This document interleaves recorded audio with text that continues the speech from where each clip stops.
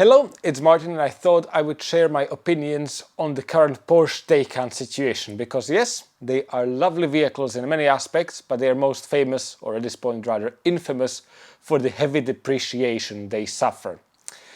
Big disclaimer before I proceed, the reason why I think I can share my thoughts and they are of somewhat relevance is because I work for an independent used electric car dealer in London. But my boss does not get to see this video before it goes out and I have no stake in the business. So realistically, it is what it is. I thought I would just comment on the situation. To understand how we got into this mess, we need to rewind all the way back to 2015 when Porsche first announced their thoughts on electrification with the Mission E concept, which was the predecessor for the Taycan. And it really took the car world by storm because this normally regarded traditional manufacturer with a very rich history in combustion engines has committed to electrifying most of their fleet, especially with the focus on the mass market models. Yet, despite those facts, the enthusiasts loved what Porsche came up with. Number one, the car looked amazing. It had the looks of a Porsche and the company promised that it would have the character and the feel of a Porsche as well. On the electric side of things, Porsche was really pushing the boundaries. It was the first vision of a car to be announced with an 800-volt battery architecture, which is basically double the voltage of any other car like Tesla's, which were on the market at that time. The goal of all of this technology was to deliver extremely fast charging, supporting up to 350 kilowatts of peak power, being able to recharge 80% of the battery in under 20 minutes. And also for repeatable performance. Unlike some electric cars which would overheat after a couple of launches, Porsche was really targeting consistent truck performance. And to be fair to them, they pretty much delivered in 2019. Some of the specs had to be slightly compromised to get the vehicle onto the market. The peak charging performance was just under 300 kilowatts, but still super impressive. And it really became the benchmark in the segment. And most importantly, people actually loved it, and not just on paper, the order books started filling in. Not even a year later, 2020 rolls around and we all know how that went with the COVID pandemic. This created a very interesting situation in the car market. Initially, people were a little bit skeptical, cutting back on expenses because the world was in a very uncertain state. But as everything started returning somewhat back to normal, people really started getting back into using cars instead of public transport, for example, to stay safe and isolated from everyone else. On top of that, we had various government support schemes to keep businesses afloat, so there was a lot of kind of free COVID money flowing about, and lots of directors decided that they would treat themselves to an electric car because it also came with a lot of other tax benefits. However, on the supply end, the story was completely different. Porsche was struggling to make enough Taycans because there was the semiconductor shortage caused by just a few of the world's biggest factories for computer chips being shut down during the worst waves of COVID, but it was enough to trip up the supply for basically every piece of consumer electronics in the world you can imagine. And to further exacerbate the problem, in 2021 in the UK we were hit by the fuel shortages. It's a very complicated reason why did it happen. There were multiple factors. We've got the geopolitical situation in Ukraine brewing up. We had a shortage of delivery drivers to deliver fuel to petrol stations, etc. So naturally the prices of petrol and diesel at the pump are continuing to go up, further incentivizing people to jump into electric, especially if they want to keep on driving. This really is economics 101. You have got low supply yet increasingly high demand. So electric car sales are doing great. Porsche is loving it, but Porsche customers don't find this too shocking. With some high-end models of Porsches, it's quite normal that you put your name down on a waiting list and it may take a year or two for you to actually receive that car. But naturally this means that it's slowly creeping the prices up. And despite the Taycan being meant as more of a mass market car compared to something like your exotic versions of the 911, it still means that used Taycans and quite honestly most EVs in general were going on the market for over list price. Ultimately the proof is in the numbers, and in 2021 the Taycan officially outsold that iconic 911. So everything was going great for Porsche, and it seemed like this electrification strategy was working perfectly. However, everything starts to change in 2022 and 2023. After the initial waves of COVID and the lockdowns, everything is starting to return back to normal, and that includes the supply of computer chips. And eventually that kind of surge of demand which was there in 2021 gets caught up with, and we are back to being in balance with supply versus demand. Of course, this isn't just the case for Porsche, but for most car manufacturers and electronics manufacturers, so people suddenly have a lot more choice when they are shopping around for their next vehicle. Next up, electricity became expensive. Do you remember how I mentioned that in 2021 there were the fuel shortages? Well, this also affected natural gas.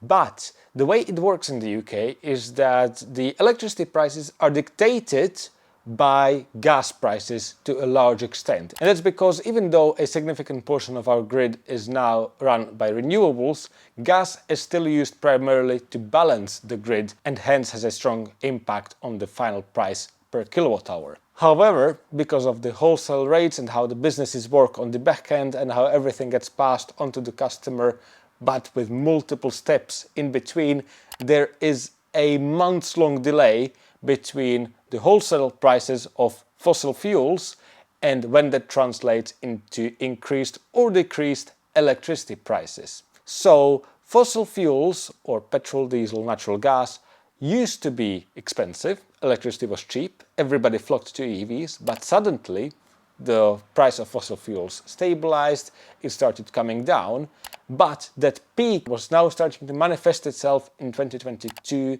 and 2023 in the price of electricity skyrocketing. As you can imagine, if the cost of how much you pay for electricity has doubled in the recent months, you are not exactly going to be keen to run out and buy an electric car, especially now that the price of petrol and diesel have dropped. And for the people who already had the electric cars, and especially the Taycans, and wanted to get all over the country, they were stuck with another problem, which was the lacking infrastructure. There was meant to be a lot of expansion happening throughout 2021-2022, but just like the supply shortages affected vehicles, it also affected the charging equipment manufacturers. Which means that charging providers here in the UK had plans to install the chargers, but there was nothing to install. And likewise, there was a lot of planning application and admin processes which were meant to be complete, but many people were now working from home, which obviously took the government completely by surprise, and we were not ready for it. So everything got massively delayed, which, what I'm trying to say, meant that people really had to put up with inadequate infrastructure. So if you had to travel up and down the country, you had no choice but to share the very few chargers which were operational between the influx of EV drivers who were now on the road, because electricity was cheap and actually available to get you places in 2021. As I mentioned, this more or less affected all electric cars, but you have to keep in mind the Taycan specifically is a high-performance luxury saloon, and all of those things in the UK market are kind of wrong. Not that many people can afford luxury cars, especially ones which are high performance, because that by and large translates to expensive servicing and sky-high insurance prices. And it's a saloon which has historically been a shrinking segment, especially in the last decade. This means that as they are starting to trickle onto the used market, there's not much appetite. And keep in mind, it's a first generation Porsche electric car, and I wouldn't even focus on the electric bit. A first generation of any brand new platform will have its problems, and the Taycan, especially in the early days, there were quite a few recalls, a lot of them software based, but it just showed that the product wasn't quite fully baked and ready for mass market. So what's the result? Used car market which is not necessarily full of undesirable cars, but cars which are unsuitable for most buyers in said market. But let's zoom back out and let's compare the situation with Tesla, because like the brand or not, they are a massive player and basically a benchmark in the EV game. And as you probably know, Tesla does most things a little bit differently to most manufacturers. They have been steadily increasing the list price of their vehicles during the years when everything was going great, but then as everything came to a stop, Tesla took the radical action to slash thousands of pounds off of their prices basically overnight without any prior announcements. As you can imagine, this caused a lot of uproar, but again, it goes back to the basics of supply and demand. And with Tesla not relying on dealers to kind of negotiate prices with the end customer, they had to do this on their end centrally. It very much was a method of ripping the band-aid off instantly, and as you can imagine, many owners who bought the vehicles the day before at the almost £10,000 higher price were not exactly delighted. But you have to keep in mind who buys vehicles in which way in the UK. If you are paying outright, the chances are you are planning to keep the car long term. And while obviously it's nice to save the significant thousands of pounds, if you measure the difference per year over a lifespan of 10 years, for example, it doesn't make that much of a difference. The people who were actually mostly upset were the finance companies, because suddenly if you were on a 2, 3, 4 year PCP or on a fixed term lease, it meant that the residual value of the vehicle was suddenly much lower, and that really manifests itself in these shorter term agreements. Either way, we can have an endless discussion about whether this is moral and the correct thing to do from the company's perspective, but in the end it worked. As you probably know, no publicity is bad publicity, and these massive price cuts got the word out there onto the cover page of pretty much every single newspaper, which worked as free advertising. And people who really wanted to get into EVs for various other reasons, whether that be tax reasons, environmental reasons, or they simply wanted the latest and greatest in the world of car technology, but couldn't afford one before, suddenly had the opportunity to get their hands on one, brand new one, for much cheaper than before. So that was fantastic news, and it really stimulated demand, and it meant that there was no dip in sales. I do appreciate, while we are still not talking about a truly mass market, affordable car, they were within the means of most middle-class families who would be otherwise buying for BMWs, Mercedes or Audi products. So unlike the high-end Porsche Taycans, definitely attainable for a large portion of the UK population who would be buying a new vehicle anyways. Porsche took a very different view on the matter, because they really got stuck between a rock and a hard place. As I mentioned earlier, they had this massive electrification strategy to move most of their mainstream lineup into electric power within basically the next couple of years. And remember how I mentioned in the beginning of the video that the Taycan outsold the iconic 911? That may sound like fantastic news, and it really is a big achievement for a car enthusiast brand to do so well with an electric model, but these days, even though you may think of Porsche as a sports car brand, they really are not. That's the minority of Porsche sales. The majority are two models which were ahead of the Taycan, and that's the Macan and the Cayenne. So realistically, Porsche these days is an SUV company. So there was a lot riding on the success of this Macan, which meant that Porsche was slowly setting up to reposition the Taycan as the high-end luxury technology flagship, whereas Macan would be the more affordable mass market model which would slot directly underneath it, which unfortunately in the short term meant that a car which wasn't particularly popular was counterintuitively getting slow but consistent price increases. To be fair, it worked. The Macan is now live, fully announced, and you can place an order for one. In fact, I've done a detailed video going over the configurator, and if you're in the market for one, which options I would recommend picking for the best overall experience without going completely crazy with the price. As you know, with most German cars there's plenty of options to choose from. I will leave that linked in the top right hand corner if you want to learn more about it. But it's now a very suitable option for the people who are actually in the market for an electric Porsche. There's also the new Taycan facelift, which addresses most of the criticisms, namely poor efficiency resulting in poor range, of the first generation model. But for most people that's not enough, because it's the Macan which really starts selling in high numbers. We are at that point where deliveries are about to start happening, but the order books are full according to Porsche, and the demand has been really strong. Not surprising, as I mentioned, the Macan, petrol and diesels were very good selling vehicles for their segment and price point, and the Macan Electric is no different. And even if you forget about the ICE versions, these Macans are just a better car compared to the Taycan for the vast majority of people who are in the market for a Porsche. They offer a bigger battery than the standard Taycan, which results in more range. They come with the all-wheel drive system as standard. Unlike the first generation Taycan, they are very well equipped and they happen to be cheaper. So there really is not much of a reason to go for the Taycan unless you want the sportiest or the most technologically advanced model in Porsche's lineup. However, let's be honest, most people are not buying these cars because of those reasons. It's literally just a very tax-efficient way to get a nice premium luxurious vehicle, especially if you own a business, while being reasonably cheap to run on the fuel and service side of things. Naturally, this pushes used Taycan prices really low, and the depreciation looks terrible in theory.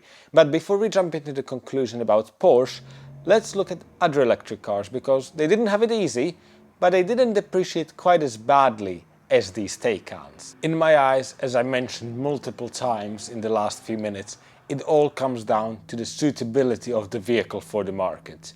Yes, the Taycan looks amazing, but it's not what people are shopping for. Because yes, even though the Teslas and the Skoda Enyaqs and Nissan Arias have dropped in value, people are after these versatile, family-sized SUV crossover things, as long as they can do decent range of 200 plus miles on a charge, which most of them can. And of course, Teslas especially had the added benefit of the quite reliable and already well built out supercharger network, so it was unaffected by the slow rollout of the public charging infrastructure. That doesn't mean that depreciation wasn't a thing for other EVs. There was a huge price adjustment, but what it feels like to me is that there was that price adjustment and now we are back to normal, where yes, electric cars depreciate, but that's just like what they used to be for any car before the pandemic. Of course, you would know that if you drive off any new car off the lot, it loses a significant chunk of its value right there and then, and the depreciation gets a little bit more stable as the years go on. But now it's more important than ever to realize that list price does not mean anything. With Tesla, the prices are fixed, but even then you have got the option of buying new inventory cars, and there you can see that Tesla is starting to do price adjustments like what we are used to seeing from normal car dealer groups. So what realistically matters is the price you pay for the car versus what it's going to be worth in a few years' time, rather than the lovely high MSRP which nobody is buying these cars at. To illustrate the situation with some numbers, let me actually get my iPad and we can look at the most popular used buying site in the UK, which is AutoTrader. Everybody uses it, and it's a very good indicator of what is actually available in the market. At Wisely Automotive we sell a lot of BMW i3s, we absolutely love them, and even though that car is discontinued now, if we filter just for the full electric ones, there is 533 of them available in total. To put it into context with the aforementioned Taycan, if we go into Porsche and filter the Taycans out, there's 776 of them. Yes, you heard it right, there's fewer of those little i3s, which are very Marmite cars, have been made in huge numbers and over a long time span compared to the Taycans, which have only been on the market for a few years. Yes, the i3 is technically discontinued, so let's use a different example, which is, for example, the Skoda Enyaq, a very popular SUV in the VW group, only 370 of those on the market. So it really just highlights that the Taycan is not really suitable for most buyers, or at least most buyers are not aware of how affordably they can be bought on the used market, and they simply dismiss them thinking that they are this ultra luxurious EV which they won't be able to afford. In case you have been actually following the Wisely Automotive channel, you may have realized we used to have a Porsche Taycan, which was our director's car, but it didn't quite work out perfectly for us. He wasn't fully happy with it, so we sold it, and as if by sheer luck it was sold to a different trader while the values were still high.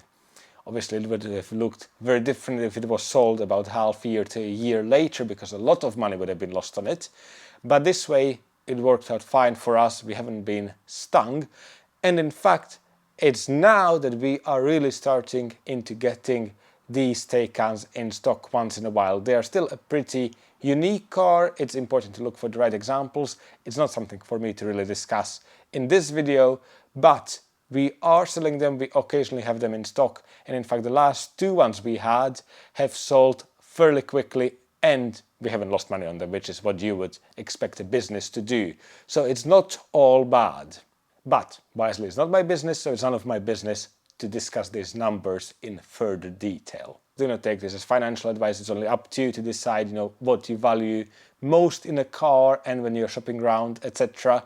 But if you are relying on depreciation to be low to squeeze out maximum lifespan of a car without it costing much, it's a huge gamble, especially in the luxury car market, not necessarily just EV. Should I remind you about the BMW M3 Touring situation? They were going for crazy prices, and while they are still high, they have definitely started coming down and stabilizing.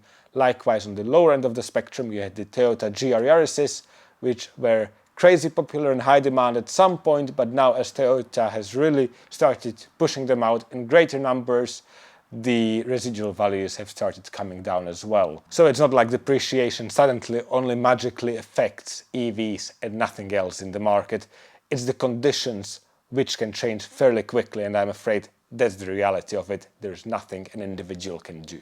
However, with everything you've heard, you actually have looked onto AutoTrader and you started seeing that there are some bargains to be had on these Taycans, and you want to go ahead, but you're not quite sure how. I think it all depends on what electric Porsche you're looking for and how you are planning to run it and buy it. Obviously, if you're looking for new ones, then I would highly recommend looking at the Macan. It seems like very good value for money, especially if you need a car which is not just a director's car to drive up and down the country, but also to carry kids to school, have a dog in the boot, etc. If you are after the Taycans, which are now very good value for money on the used market, especially if you're planning to buy outright, this is not consumer advice. This is what I would do if I had the money. I don't have the money at the moment, but I would definitely consider buying one outright, especially if you're planning to keep it long term, with the only caveat being maybe look into extending the Porsche warranty on it, because it's a Porsche and some of the spare parts can get quite expensive. And as I mentioned, it's a first generation product, so they can fail seemingly randomly. If you're planning to just dip your toes into the electric world and you want to see how the range is, whether you can run on longer trips using the public charging infrastructure, how much it would cost, etc., then something like a short-term lease or a PCP are obviously fantastic options, because with a lease you have got a fixed monthly cost, you don't care. A PCP is something in between, where yes, you do pay a monthly figure, and at the end you can decide whether you keep the car or whether you hand it back to the finance company for basically what's guaranteed the residual value in the form of the last balloon payment. To be fair, the same thing applies when buying a new one, so just do your research and see how the numbers stack up and which option appeals the most to you. And I think that's where I'm going to leave it. Thank you very much for watching if you made it this far. Let me know in the comments about how wrong I am about all of this and you think that the situation is different. I mean, I like EVs, but there's no sugarcoating it. The Taycan did not have it easy. If you found the video useful and the perspective informative, definitely make sure to hit the like button. And make sure to subscribe if you want to see more EV content, because there is actually going to be more on the world of Porsche coming through in the next few videos as well. Thank you again, and see you in the next one.